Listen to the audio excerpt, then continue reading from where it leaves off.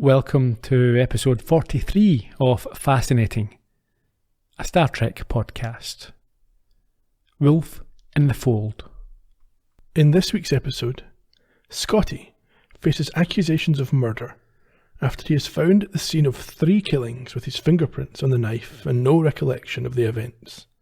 When the local justice system breaks down, proceedings are remitted to the Enterprise. But can Kirk find the truth before his chief engineer is sentenced to death by torture? Or is Scotty's time on board about to come to an abrupt end?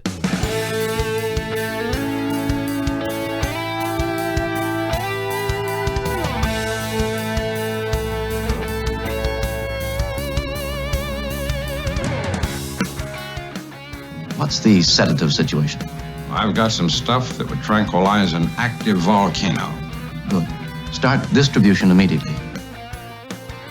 Good evening, Ian. How are you? I'm not too bad, Jay. That's a bit... Sedated? Well, I was going to say, slow-witted. As always, then. Just the usual? Just normal. Okay. How are you? I'm very good. Not quite as warm as last week, which is a positive thing. It's a relief. It is. And we had another murder mystery on the show. Yeah. Second one in about 4 weeks. I liked this episode. Did you? It was extremely stupid, ridiculous, but very enjoyable.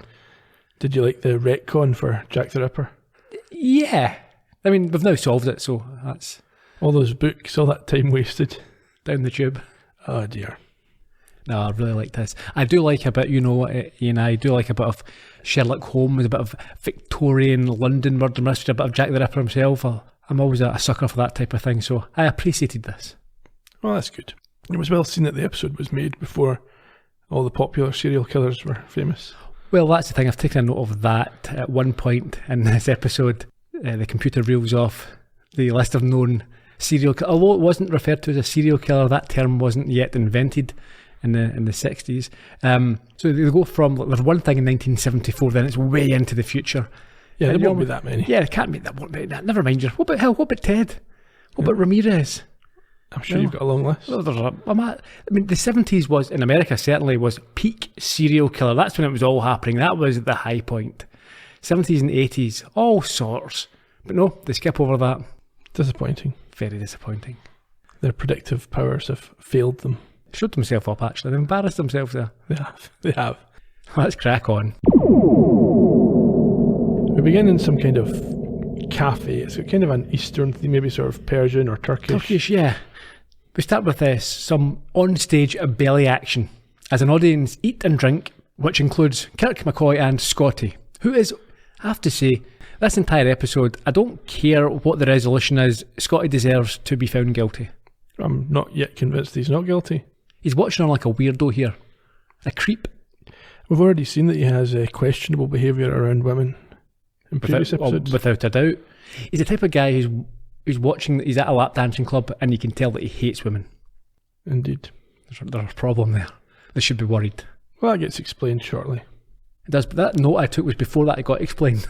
It was just that initial look, that glance, the manic, it's also a touch of them. You see it a lot in movies, especially American movies, and you see these guys who are always whooping and hollering at the dancers on stage, get overly excited because they're doing their thing. And on the occasions, which I wouldn't go to anymore, but in the past I have been in that sort of environment, and that's not how you act, and that's not how people act. It's only in these American movies. They always want to clamber onto the stage and a bouncer has to throw them off. I've never ever seen that. It's a girl with dancing a little bit. Calm yourself down, pal. Okay. And it's not even these frat boy types. Often it's like businessmen, they've got their tie around their head and wearing suits. They get too excited in their one night out. Yeah. Anyhow, Scotty's almost like that. Yeah, I've noted here that he's very into it. Yeah. He breaks into a bigger smile, declaring that he is going to like the place that they're at, as Kirk confirms that the women are here for pleasure. A sensation that the Argalians rate very highly. We haven't mentioned, but on Argalia and Argalius, yeah. Argalius, whatever that is, yeah. McCoy says it's a completely hedonistic or hedonistic society. And Scotty confirms that he does very much like the dancer, which is good, as Kirk has invited her over to the table to meet him. I've got a feeling that Kirk has paid for her. Do you think so? Again, it's a trope from the movies. It feels like where there's one person, maybe it's his birthday, or maybe he's a virgin. That's the thing. The rest of them have all grouped together, and he doesn't know. Like Kirk knows the dancer or whatever, so he says, "Listen, he's a bit of a sad sack. Pretend that you like him. Do your thing, and don't let him know." She finishes her dance, and Scotty applauds. Okay, yeah, he does. Well, he does applaud, but he applauds by tapping the table. And there's a Scottish connection here, a reference. There's a reference which makes no sense. No. So Kirk explains to him that's bad form in this planet. You should be using your lights to signal your appreciation. And he says something along the lines of, no one has to tell an old Aberdeen pub crawler how to applaud.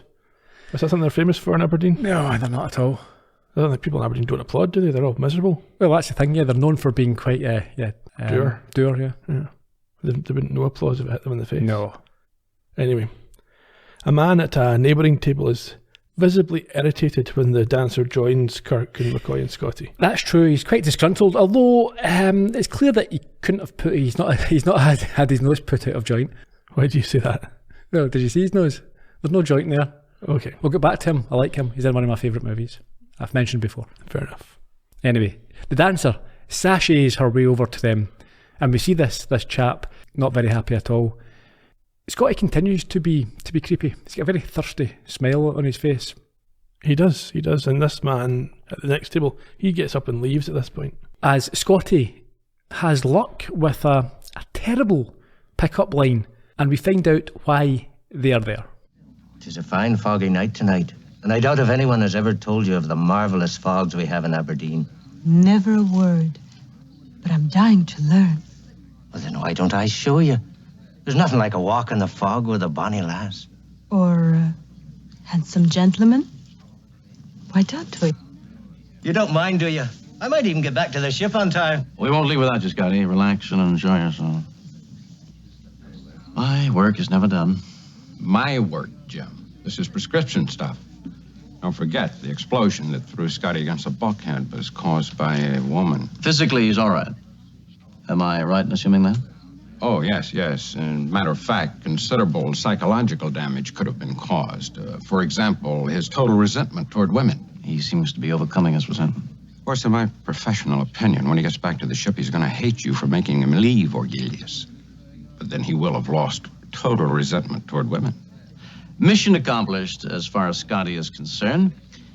Bones, I know a little place across town where the women... Oh, yes, I know the place. Let's go. There's quite a lot to unpack in that clip, I think, Ian. A huge amount. Can we start by, as I said before, the dreadful chat-up line about a walk in the fog? His assumption that, or his question, referencing Aberdeen, she's not even from Earth. Why would she know about the fog and that? Don't talk rubbish. And it only supports my belief that she's been paid for this, because he's giving it this nonsense and she says, oh, we're a handsome gentleman. She doesn't think that at all. She's only just met him, yeah. Yeah, she's away for a walk with him. Again, it's like in Police Academy when Mahoney plays the old prostitute to sort out somebody. I can't even remember who it is, but that's the relationship I feel there is there. After he goes, there's still more that we need to suss out here. So, oh yeah, clunky exposition aside, McCoy's position here, and it didn't sound like he was kidding. Nope. Is that because a woman caused an explosion on board, a female officer, we should probably say, that resulted in Scotty having a concussion, he will now hate women. So there's two things about that. One is, why would you think that? But two, if it is the case, why would he be assumed he would hate women because of this? The amount of times that Kirk or the rest of them have caused problems, have got people killed, have made decisions, do they hate men because of that? No, he's a misogynist. Exactly. And he is, and I think from what we've seen in the previous episodes, that's the only conclusion that can be safely drawn. He is innately hostile to women. Yeah, and I think they know that, and they're basically covering for him with their own sort of internal canon for his behaviour, as it were. They're justifying his behaviour by saying it's to do with this, but really what they should be saying is, he's a menace. He is, and I don't know why we've brought him down to this planet to introduce him to women. Well, because they don't care about the women on the planet. Clearly. They just want him to get past whatever temporary problem he's having. Even if that is correct, and he has got a mental issue, a psychological issue with women because of the accident. The fact that he would like to sleep with them or is happy to, doesn't mean that has therefore been overcame. I mean, it's like saying there's racists out there who would happily be with a member of a different race. It doesn't mean they say that they respect him anymore. It doesn't mean they say that they... Well, you saw it with slave owners had children. Of course. Yeah. Of course. So the fact that he is attracted to a woman, happy to use him for his own gratification, does nothing to suggest it's about that... him again, yeah. It's not about any sort of mellowing towards women generally. If he's got this problem, it needs to be addressed in a different way. Yeah. Anyway, we might have taken it a little bit too far there, but... I don't think so. I think this is what the story leads us to. It's quite clear that he has this issue. Anyway, where do you think Kirk and McCoy are going? To a brothel. Is that what you think? Yeah. Where the women do that thing with the ping pong balls. Oh, okay. Obviously. Out on the street, there's knee-high fog. That's the thing, isn't it? I'm not sure that's how fog works. It's not. Almost as if there's a chap with a smoke machine. Sorry, but it does have the sort of Victorian London Jack the Ripper feel to it. And again, I took that note before knowing anything else. It certainly does. And Kirk isn't quite sure what way to go when he hears a scream. And so they go running to see what's happened. And unsurprisingly, they find the woman from the restaurant who left with Scotty dead, viciously stabbed 12 times. And behind them is Scotty holding the knife. Yeah, I mean, this is the smoking gun, the bloody knife. Case closed. At this point, yeah, there is no... we're talking literally seconds from the scream to him having the knife in his hand. A known hater of women. Yeah, who was about to leave with her to... Somebody just picked up a dancer. A man who's shown that he can be possessive about women as well, so any kind of rejection is probably going to trigger him. Yeah. I don't think there's much more to be done here. End credits. Yeah, well, certainly we get some kind of credits. Opening credits, Captain's Log, 3614.9. We get a recap and what else? We learn about the Chief City Administrator, Mr. Hengist, who's investigating the crime. But apparently has found little to go on, apart from the opportunity, the weapon... And the motive. You don't need anything else to go on. He's guilty. Yeah. This suggestion that he's learned little of value is asinine. The only way that you could not be guilty is if there was some sort of supernatural... Yeah. Oh yeah, he's not been framed, is he? He's not picked up this knife. Yeah. What, someone stunned him and put a knife in his hand? Someone else hasn't done it and then, yeah. Ridiculous. Anyway, back in the cafe where they started off, this guy Hengist is a vicious wee man. He's trying to put things in perspective. I liked the actor playing him because he was irritating. Yes, he was very good. Yeah. He apparently is lost for what to do. He's no resources to investigate such a thing as it has never happened before. No, never even been considered. They're a peaceful, loving... It's a crime-free planet. Yeah. He's shocked that this would happen here. However, he, like all administrators, is not a native, himself being from Rigel 4. That's true. He says that if he'd been on his own planet, they'd have a team of investigators. Yeah, I think that's a clue here, isn't it? That he mentions the fact that they are a gentle race, so therefore whoever has done this must be an outsider. Almost certainly. Scotty. Yeah, that's it. He holds up the weapon to Scotty, who claims not to remember having seen it before. Not that... I can't remember. Have you seen this before? Don't remember. Yeah. Hengist is quite rightly scathing of this convenient memory loss.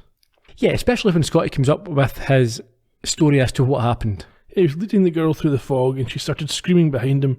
He turned around and doesn't remember anything else. That's not even what you do. You're out with someone, you don't lead them through the... Yeah, so they're not conversing, he's just like saying, follow me. Yeah, you go arm in arm or hand in hand. Where's he taking her? Well... To be murdered. Yeah, she obviously refused his advances. So he stabbed her. Yeah. It's quite apparent. Anyhow, Kirk tries to draw this memory from Scotty by grabbing him and telling him he has to remember. But it's not a very scientific technique.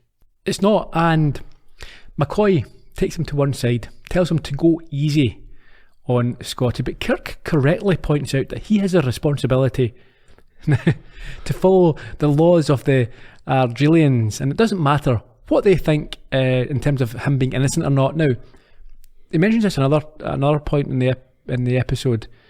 All of a sudden now he's respectful of the cultures and the thoughts of... Well, they're all wearing clothes and they're not carrying spears, so therefore he can respect their laws. Clearly. However, McCoy tells Kirk that Scotty has severe concussion, and Kirk assures him that they will do what they can. He looks dubious, though. You would do. You're thinking, he's done this, how am I going to get him out? Should I? Hengist comes back with another key piece of evidence. Yes, what's that? Only Scotty's fingerprints are on the murder weapon. This episode should be wrapped up now. This is the end. There would be no if you found him guilty and doled out whatever punishment was due on this planet, you could not argue. Anyone revising or looking over the case to make sure that everything had been done properly would have no issues. They'd say, yep, that's fine. You've got everything you need. Yeah, and just because his friends say, oh no, he couldn't have done this. No, it's a sound conviction. Absolutely. Kirk tries to divert the discussion onto other suspects. Yeah. Oh, there was 2 people who left. Excuse me, you're saying that your defence is that you were in a busy cafe and there were some other people there who left. Yeah, they left. Suspects. Acting suspiciously, they left the place. Without killing anybody. Hengist says they will be spoken to, but things look grim for Scotty, which I think is fair enough. Entirely. Kirk then asks what the law is, and is answered not by Hengist, but by a chap sporting a goatee and a young female partner. Jarrus, yes, he's here to mess everything up. He says that the law of Argelius is love. That's nonsense. You can't, you're asking for trouble. Yes. He says that, Hengist says this is the prefect, and Jarrus then introduces his wife, Subo. Hengist shows Jarrus which one is Scotty, and he says he doesn't look like a killer. Well, that'll be that then. That's fine. On you go, Scotty. You're free. You have the face of an angel. But it does mention that before their great awakening, 200 years ago, they had means of learning the truth. Something they're going to have to return to. McCoy knows all about this, the Argelian empathic contact. Yeah, and they're told that Sybil, or Sybil or Sybil? Sybil, I don't think it really matters too much. She has inherited this particular gift, and so they're invited to his home. Hengist isn't happy. He thinks he should be left to deal with this matter, and he's almost solved the case anyway. Yeah, I like how he's cut down, because he says it should be handled officially. And Jarrus responds by saying, yeah, well, I'm the highest official in the land, so therefore it is officially being handled. Yeah. So we end up at Jarrus's house. Yeah, they all leave to learn the truth. Kirk and McCoy ask if they can beam down a technician with a tricorder who will be... psycho tricorder? Yeah, apparently. I was strongly hoping that this didn't exist and it was a coded message to Spock. Beam us up, let's get it. Run! Send the psycho tricorder. It's like at the start of Indiana Jones, where he's the first one where he's got the idol and he's running to the biplane, shouting, start your engines. A bit like that. But alas, no, they have invented for this episode a psycho tricorder that can reconstruct a person's day. How many other episodes would that have been useful in? Yeah, it's just the convenient get out, isn't it? Let's make up a MacGuffin and just pretend it's always existed. Hengist tries to deny them this, but Jarrus is open to it, as Sibo needs some rest. Spock agrees to beam somebody down with the psycho tricorder, and McCoy even more dubiously says it requires privacy. So Jarrus offers them a chamber for them to carry out this examination before explaining that his people are disturbed by the murder and there is unfortunate talk of closing down the planet to travellers. Fair enough. Kirk notes that this would be unfortunate given the importance of Argelius as a spaceport. And Jarrus acknowledges it, indicating that it's the only one in the quadrant. I don't think that makes sense. No? The quadrant is huge. Is it? Like all of the, I think, Federation spreads out across one quadrant, more or less, a little bit into a second. Is this a quadrant of what? A quadrant of the galaxy? Yeah. Okay. Hengist then departs to round up the other two suspects. And as he does, we see Lieutenant Karen Tracy materialise and proceed to follow Jarrus to the chamber. Yes, well, that's happening. Kirk tells Scotty he needs to cooperate, and he agrees, saying he can't stand not knowing when he knows fine well what he did. So McCoy says, after Scotty goes down to the chamber, McCoy says that murder would be out of character for him, but probably not that far out of character. No, I mean, it's the next logical step. Yeah. He's went to being abusive and controlling. Kirk tries to justify Scotty's behaviour, saying that he has had a knock on the head, which could make him more of a killer. McCoy suggests another possibility is hysteria. I mean, it's clear here that they don't believe him. No. That he doesn't remember, or that, at least that he didn't do it.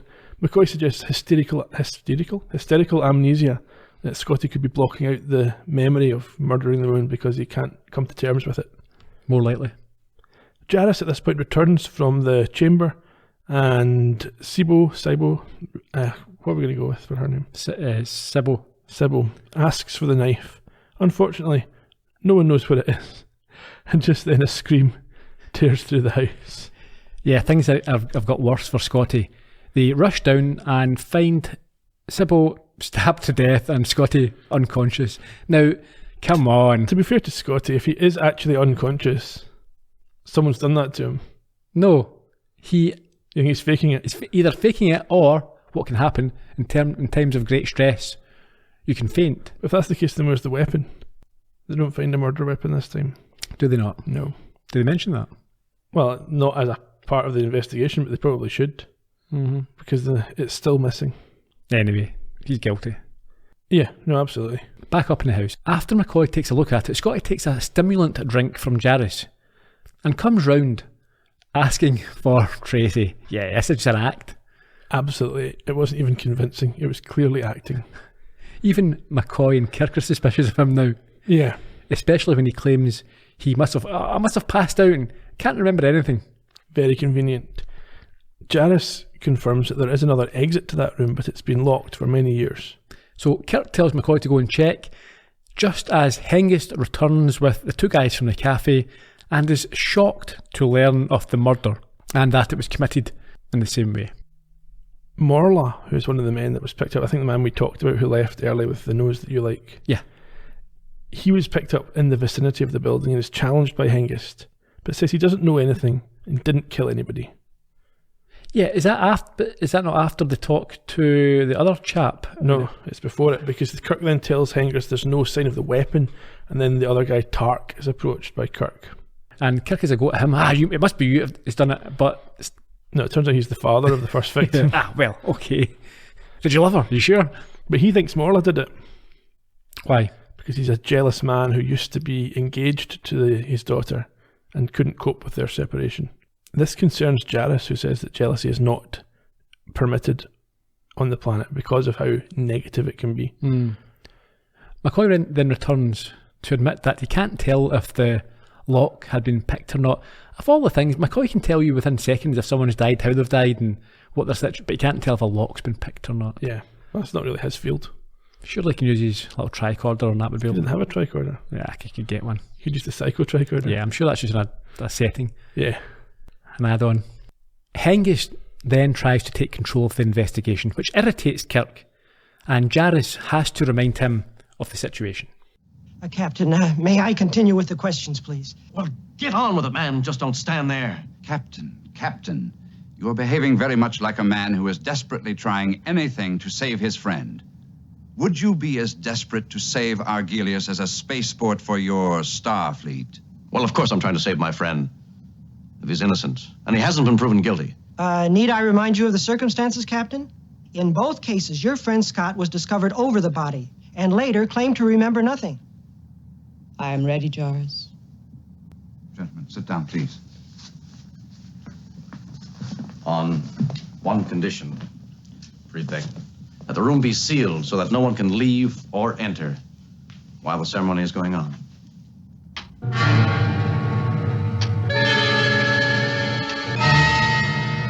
The room is sealed. Captain, do you mean my neck is going to have to depend on some spooky mumbo-jumbo? Kirk here. Spock here, Captain. May I have a word with you? Yeah. Excuse me, gentlemen. I think Scotty should be pleased it's coming down to spooky mumbo-jumbo and not facts and evidence. Without a doubt, it's the only chance he's got. They all point to him. Yeah. Spock has a plan. Tell me about it. He wants them to beam everybody up and leg it. That's not quite what he says. That's pretty much what he's insinuating, hinting at. I think his feeling is once they're on the Enterprise, they won't have to surrender Scotty back to the Argalians. But anyway, he suggests that they meet in the briefing room and have the computers find out who's telling the truth and who's not. But at this point, this is the second time Kirk has mentioned this. He said the Argalians are proud and they have to obey their customs and ways. But as mentioned, that's not normally how he operates or thinks. But I think it's because he knows Scotty's done this. Yeah. And he doesn't want to be seen as... I think he'd like them to take the decision out of his hands. If he knows that Scotty is a woman-hating murderer... He doesn't want him on board. No, he would rather have him dealt with down there and they can say, well, I tried. Yeah. See you later. Justice was done. Back to the house. The ceremony begins in the dark with them sitting around a flame holding hands like in a seance. Yeah, and Sybil starts talking about evil.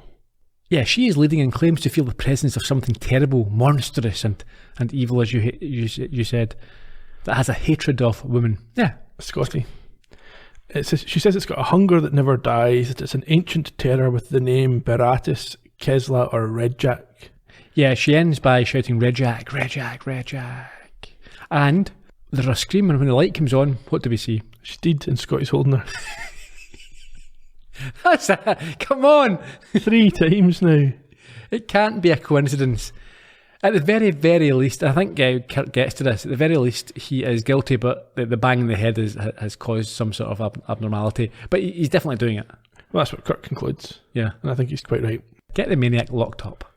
So a little bit later, Kirk states the obvious, but McCoy still tries to defend him. That's his friend, he's probably blind to the truth. Yeah, but Kirk tells him he can't even remember what happened, as Hengist comes over to confirm that he's going to find Scotty guilty. Yeah, and quite you can't argue with it. No. Kirk claims that although he might be guilty, he can't be held responsible. Well, we can get to that, I suppose, and the due process will determine that. Hengist says that his responsibility or otherwise has not been established, and Kirk asks Jarvis whether they can all go up to the Enterprise to clear it up, and McCoy says definitely all doubt will be removed. They're talking about the sort of technicalities and how to get Scotty off. Meanwhile, a man who's just lost his wife is... To be fair, Jarvis's mood doesn't seem to have changed much. Yeah, he doesn't really care. He's moved on at this point. Things happen. He's the prefect. He can get as many young wives as he wants. He agrees. He says that they can go to the Enterprise to prove this beyond doubt, but if Scotty is guilty, the ancient penalties must apply. Without a doubt. You can't have it both ways. No. And because the law hasn't been changed for hundreds of years, the penalty for murder is still death by slow torture. I'm more of a fan of fast torture, but... Well, if you're Kirk, you're probably hoping it's some kind of disintegrator so you can beam him out the chamber at the last second and I think he's been disintegrated. In any case, gulping Scotty confirms that he understands what may await him. We get a brief captain's log. 3615.4. They say that Scotty's technically under arrest. Okay. They've beamed aboard the Enterprise and the investigation continues, and then we get the longest scene in the history of the original series. Yeah, it's massive. Over 15 minutes. Wow. We're in the briefing room. Kirk explains how their computer analysis will work before Scotty takes the stand and the computer answers Kirk's questions. Yes. It says that the symptoms Scotty has are not consistent with memory loss, which is a bit of a blow. On the plus side, the computer states that he is not lying, and Scotty goes on to note that he didn't black out when Sybil was killed. So Kirk asks him to detail what he remembers. We were holding hands. When the lights went out, the circle was broken. I heard the poor lady screaming. I was near the head of the table anyway. I went toward her, but there was something in my way. Something? You mean someone? No, Captain. Some thing. Cold it was, like a stinking draft out of a slaughterhouse, but it wasn't really there. Like a... if you know what I mean. Computer? Subject relaying accurate account. No physiological changes. All right. Let's hit it on the head. Scotty, did you kill Sibo? No, Captain. That I'm sure of. He's been saying that right along. Means no more now than it did before. Scotty, lie to me. How old are you? 22, sir. Inaccurate. Data in error. After the lights went out, Mr. Scott, who was holding your hand? Mola on the one side and you on the other, sir. But that doesn't mean anything, Captain. With a room that small, the lights were out. Anyone would have had time to kill the lady. But I remind you, we found Mr. Scott holding her in his arms. The knife's... I'm sorry, sir, but I must. The knife's still in her back, and blood on his hands. The verifier showed that he was telling the truth when he said he didn't kill her. There were 2 other women murdered. Scotty is then tested on the other 2 murders, and his claims to not remember are verified by the computer. Yeah, Kirk then says that after this, they will run a psycho-tricorder analysis, which will give a complete record. Hengist objects, and Jarvis tells him to pipe down. Yeah, I think at first, it's weird, I think at first he agrees that he will be convinced as long as they can prove that the machine is incapable of error. But he can't hold that position for too long. He overplays his hand, he overplays the guilt of Scotty, he doesn't play it cool enough. Yeah, that's right. And Jarvis slaps him down again, saying that he will be the ultimate arbiter. It's a little bit ad hoc, this whole process. Mm-hmm. It reminds me of the one where it was at the court-martial, where Kirk had everyone just beam up to the ship for an experiment in the middle of his trial. Yeah. Anyhow, Morla is brought to the stand, and he says he was angry, but he's not capable of violence, only to be interrupted by Tark. Yeah, he denies this. Yes, he says that the 2 of them fought constantly. So Morla is asked straight out, and he denies killing anybody, which the computer confirms is true. So Kirk invites him to step down. He then recalls the last words of Sibo, and McCoy speaks him. Yeah, well, just before that, he talks to Spock briefly and says they're taking the wrong approach. It depends what their end goal is. Just because the evidence all keeps pointing to Scotty doesn't mean they're doing anything wrong. Yes, it's the right approach. You're trying to get to the truth. Exactly. Anyhow, yes, McCoy remembers the words Redjack, Beratus, and Kesla, so they feed them into the computer. Sorry, were they not like some great European footballers of the 90s? For Yugoslavia. Yeah, sounds like it. Anyhow, the computer initially rejects these as words, but when asked to consider Redjack as a proper noun, it finds a response. What's that? Apparently it's a nickname for Jack the Ripper. Mm-hmm. Everyone in the room seems to agree that he can't really still be alive, but Kirk suggests that this is an impossibility. Jack can't be alive, but all the evidence points to Jack. No, it doesn't. It points to Scotty. And just exactly, and just because it's a nickname, she's screaming this doesn't mean to say that is who. Yeah, it was him that killed her. Maybe that's just Scotty's obsessed with Jack the Ripper. Yeah, or something like that. And that's what she's divined. But anyway, Kirk says this is clear evidence that Jack the Ripper did these killings, and perhaps he wasn't a human man after all. Kirk carries on. Someone killed 3 women, and if not human, it was driven to kill. And McCoy remembers Sybil saying that it feeds on fear and death. They're putting too much weight onto Sybil's powers, I reckon. They are. And this entire rest of this scene, I hated all of it. And it reminds me a lot of iMud, when they were just trying to confuse the androids by shouting gibberish at them. So Spock gets in on it at this point. Okay, tell me about it. He says humanoids are only a small part of life, and there are creatures that feed on emotion. It's like they're using this sort of 3-pronged attack on Jarvis to confuse him so that he won't convict Scotty. Yeah. Hengist steps in, rightly pointing out that this is a fairy story and that there's a prime suspect sitting right there. Yeah, he's nearly sent over the edge, Hengist. And I said earlier there, he's playing this all wrong. Yeah, he's getting agitated because Jarvis is too accommodating to the ridiculous theories. He expects just to be told, no, this is nonsense, go with your investigation, the evidence is clear. Kirk again dismisses his protests and asks Spock for his thoughts, and he points out that Jack the Ripper killed in a highly populated area and therefore suggests the use of a hypnotic screen which would prevent everyone but the victim from seeing him. Come on. They're just making stuff up now. It's Scotty, isn't it? Yeah, he did it. Jarvis asks if it is really possible, and McCoy confirms that he has seen many examples, which causes Hengist to blow his top again, and Jarvis has to put him in his place. Yeah, he wants them to proceed along this line of investigation. Kirk and Spock then have the computer look at unsolved mass murders of women since the time of Jack the Ripper. And that's what we discussed at the top of the show. There's nothing about Bundy or any of the other ones. No. 1932 in Shanghai. Yeah. 1974 in Kiev in the USSR. Yeah. Just as well they got the USSR while it was still around. 2105 in the Martian colonies, 2156 in Heliopolis, and Alpha Eridani 2, and additional examples. And Spock points out one clear fact from this trail. What's that? These places are all on a direct line from Earth to Argelius. And so Kirk realises that the thing must have moved out of the galaxy with man. Across the galaxy, yes. Yeah. He then next asks the computer to identify the proper names Kesla and Baratis. What's the result? Well, Kesla's not that important. That's a killer on Deneb 2.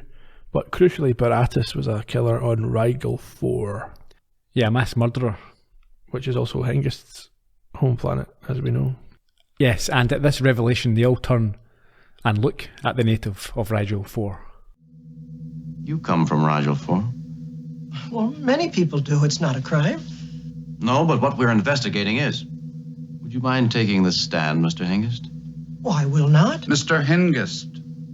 Prefect, this has gone far enough. I will not take the stand.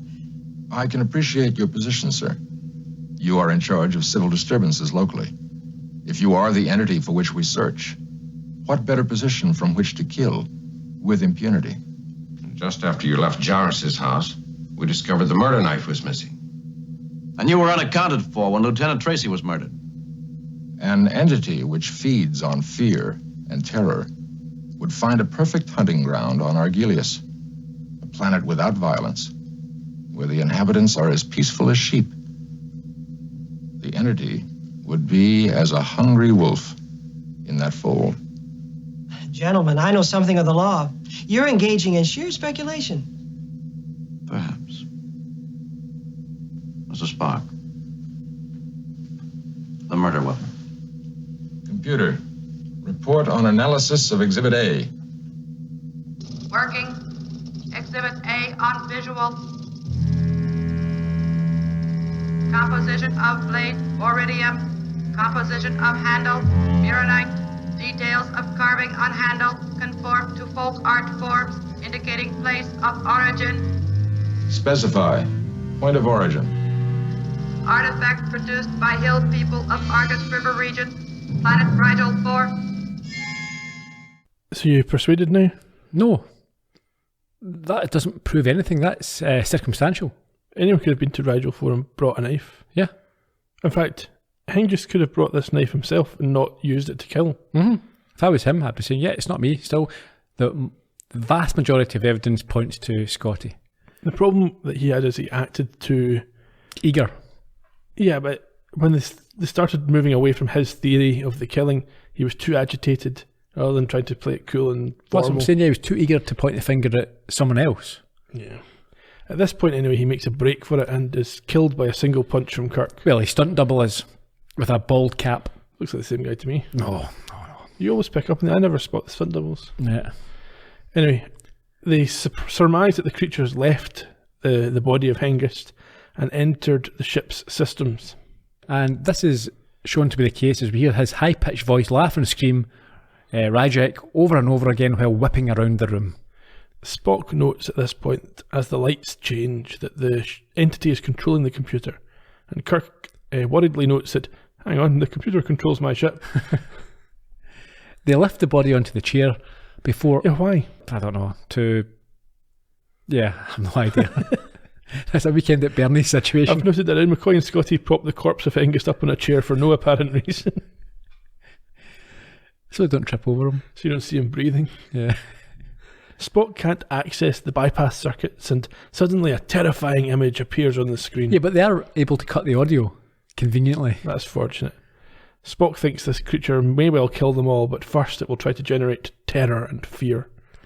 So, Kirk puts out a ship-wide communication telling everyone to stay calm. They don't even know what's going on. No, yeah, they've been fine. He then asks McCoy, I think we heard at the top of the show about sedatives. He's basically going to tranquilise the entire crew so that they don't get scared. And he tells Spock to come with him whilst the rest have to remain where they are. So outside in the corridor, Spock agrees that they could try focusing the computer on an unsolvable problem, but they almost get assaulted by the turbolift. Yeah, Spock's nearly prevented from entering as the door tries to close itself, and then once they're in the lift, it starts to plummet. Fortunately, they can override the controls. Yeah, he hasn't thought of that, eh? No. They then make their way to the bridge as an alarm sounds, indicating that life support is no longer functioning. So they exit onto the bridge to find that the life support system's manual override isn't working. Yes, and Sulu's a bit agitated. He confirms the problem and is told to resume his station. The entity then speaks over...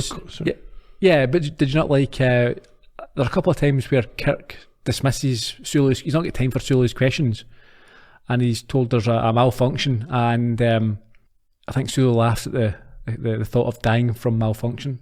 Yeah, he makes a joke later on about this being the first time he's been threatened by a malfunction. It's not really, is it? I mean, a malfunction could do that. If you're in a spaceship and there's a malfunction, you're going to die. But I think it's the vocal proclamation that you're all going to die. Yeah. That tickles his fancy. Kirk then does a shipwide announcement saying, prepare. Oh no, he doesn't. He tells the people on the bridge to prepare their manual overrides as they may be necessary, and he crouches down next to Spock, who is jury-rigging a fix for the life support system. Yeah, he seems to have fixed it for the time being, but says that they have a few hours at best. I mean, I wouldn't be so sure. The last time we saw Spock under a constantly set the whole ship on fire. That's true, yeah. He was at it. Yeah. Remember that was Balance of Terror? He was trying to help the Romulans. Yes. Kirk, however, thinks that a few hours is long enough. At this point, a nurse comes to the bridge trying to sedate everybody. The voice continues to taunt them as Spock starts to implement the impossible problem in the computer and laughs at Kirk's warning that he will destroy himself if he destroys the ship. I think Kirk's trying to distract the entity at this point to allow Spock to get to the stage where he can activate his program. Yeah, it talks of the fate worse than the fate worse than death that is about to befall him. But Sulu has just did his job and thinks this gloomy talk is quite amusing. Yeah, he thinks everything's amusing at this point. A giggling little fool.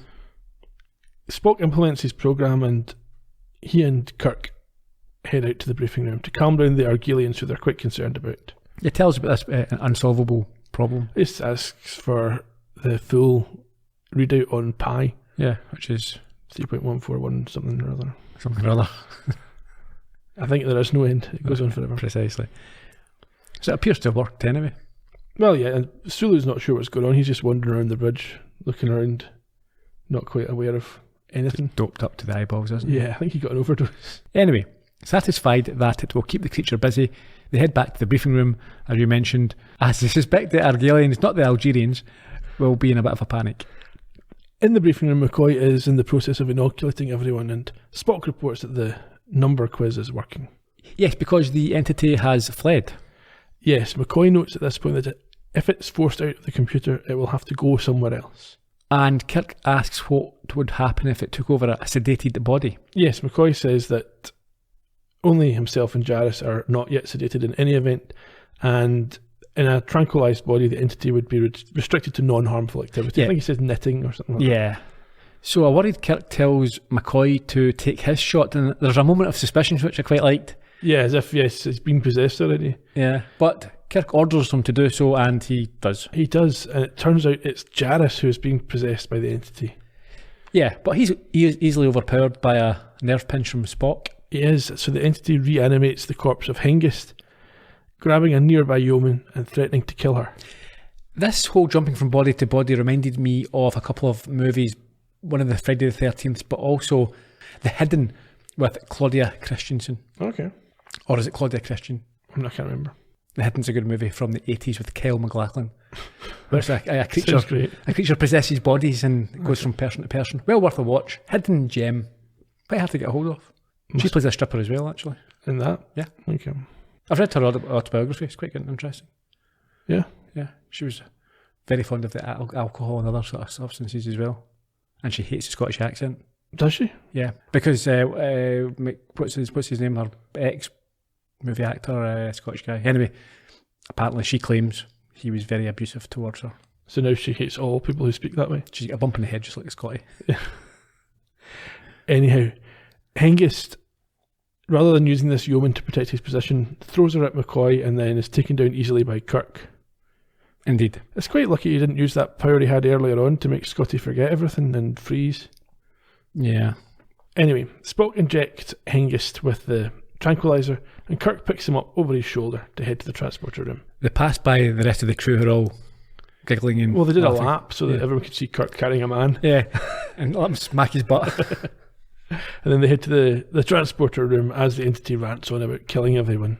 When they get there, Spock, I like that, shoves one of the operators. Yeah, well, Kyle is working the transporter and he's tranquilized, so he's got no idea what's going on. Spock shoves him out the way, as you said, and then he transports Hengist's body out into space on a wide dispersal field setting. That won't work. I've seen it again. I've seen a number of movies, horror movies especially, where they try and do this. You know, maybe you blow up Jason from Friday the 13th, whatever, but the parts will come back together. Yeah. I mean, it's literally only a few episodes since we saw a non-corporeal entity in space take the ship down. Yeah. I think, the Terminator as well. You can see it all building itself back, so that's not going to happen. No, I think it'll show up again. Should do. Kyle at this point complains about Spock shoving him, saying he would have got around to it. No, you wouldn't have. Eventually. Scotty and McCoy show up and confirm that Jarrus is fine. Yeah, and then on finding that the crew will be out of action for 6 hours, Kirk agrees to relax and he wants to go back down to one of the cafes. Unfortunately, he won't be able to take a tranquilised crewman with him, and Spock doesn't seem like the best choice. No, it doesn't seem like a good wingman. I'm not sure if he decides at the end not to go, or if he's just contemplating whether he should go by himself. No, he decided not to go. That's what I thought. Yeah. He asks Scotty as well at some point why he's so happy, and he says he's relieved because he thought he'd killed all these people. He knew that he'd killed all these people. I think so. I still think that's the truth. I'm not convinced. I mean, that's my first note at the end. I'm not convinced that Scotty didn't do it, at least the first one. It's in the same sort of level as whether or not Mrs. Columbo exists or not. There's enough doubt there. Yeah, you're supposed to believe one thing, but yeah. Do you not think that this sedative that McCoy's used is a bit of an overkill? I mean, either a bit of an overkill or not enough. It should have perhaps sent them all to sleep. Yeah, they could have. They've done that before in space. He'd gassed the floor or whatever of the ship. He's given them enough for it to be pleasurable and enjoyable, and that's not the purpose. It's not a. Yeah. I think similar to what we said in Mud's Women in season 1, the computer knowing who's telling the truth is like an advanced lie detector. It's rubbish. Yeah, and the computer's powers have obviously changed, but that's, I suppose, it's not necessarily a firmware upgrade. Yeah, pretty much. Yeah, it's a new version of the software. Rigel 4 is the 4th inhabited Rigel planet we've heard mentioned so far. Do you remember the others? 1, 2, and 3. No, Rigel 2 was referenced in Shore Leave. Right. I think McCoy had been there at some point. Rigel 12, Mud's Women, is where the miners were. And Rigel 5 a few weeks ago was where they'd done this experimental procedure that they used to speed up blood production. There you go. And there's lots more that get mentioned in the future. Do you have any other trivia for us? Well, let's get into some of this. This originally aired on the 22nd of December 1967. Directed by your favourite, Joseph Pevney. 12th about 14, so we're running out of Pevney episodes. And we discussed him in Arena, so if you want to hear more about him, go back to that podcast. It was written by Robert Bloch. Psycho. This was the last of his 3, and again, to hear more about him, you go back to the podcast for What Are Little Girls Made Of? The original Sex Robot episode. The best. Hengist was played by John Fiedler. And this was his only Star Trek appearance, and he's perhaps best known as the voice of Piglet from Winnie the Pooh. He has a familiar face. He's a character actor. He appeared in a number of other shows, including Macmillan and Wife and Banachek, as well as Columbo, where he played a doctor in the season 1 finale Blueprint for Murder, which makes him this week's Columbo connection. The only one? Well, the only one so far. He died in 2005 when he was 80. When Charles Macaulay appeared as Landru in Return of the Archons, I opted to skip his bio in case he was needed as a Columbo connection when he returned to the show, and as it turned out, I don't need him for that, because I just had one.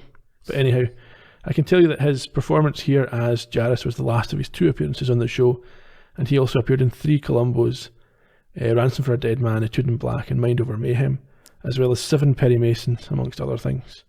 He died in 1999 at the age of 71, which means he must have been about 40. No way. He looked about 60. Come on, we've discussed this before. That guy's not 40. Yep. He's younger than you. Still very slightly older than me.